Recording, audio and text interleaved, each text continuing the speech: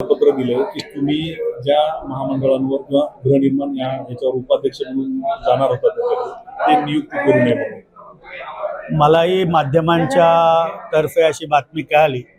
मला काय त्याचं तसं पत्र मी बघितलेलं नाही किंवा माझ्या वाचनात आलेलं नाही.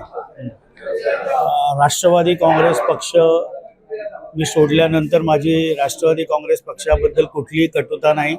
14 वर्ष जवळजवळ राष्ट्रवादी काँग्रेस पक्षामध्ये माझा प्रवास झाला आहे. श्रद्धेय शरदचंद्रजी पवार साहेबांपासून अगदी स्वर्गीय अजितदादा पवार साहेब, त्याचप्रमाणे प्रफुल्लभाई, सुप्रियाताई, प्रांताध्यक्ष सुनील तटकरे असतील, जयंत पाटील असतील. त्यामुळे 14 वर्ष एखाद्या पक्षात काढल्यानंतर काही दिवसापूर्वी तो पक्ष सोडला म्हणून तो पक्ष चुकीचा आहे अशा प्रकारचं बोलणं किंवा अशा प्रकारचे संस्कार माझ्यावर नाहीत. त्यांनी काय नक्की पत्र दिले मला माहीत नाही.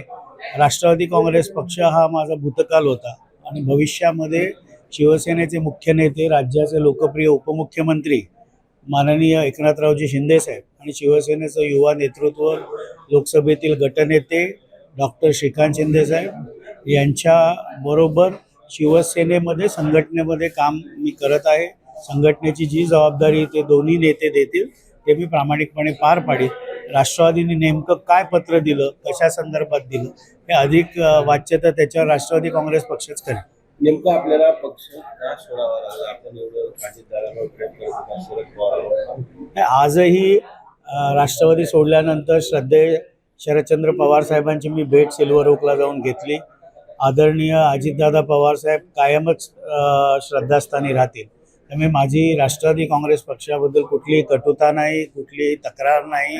मी स्वगृही शिवसेनेमध्ये स्वर्गीय माझे वडील खासदार प्रकाश परांजपे 1966 ज्यावेळेला शिवसेनेची स्थापना हिंदुहृदय सम्राट वंदनीय शिवसेना प्रमुखांनी केली त्यापासून त्यांचा शिवसेनेतला प्रवास अगदी शेवटच्या श्वासापर्यंत होता. मी देखील शिवसैनिक म्हणूनच माझ्या राजकीय कारकिर्दीची सुरुवात केली आणि 14 वर्षानंतर पुन्हा माझी घरवापसी शिवसेनेमध्ये झाली आहे. आता शिवसेनेकडून कुठल्या पदावर जाणार आहात? मी तशी कुठलीच अपेक्षा आदरणीय एकनाथ शिंदे साहेबांकडे व्यक्त केली नाही.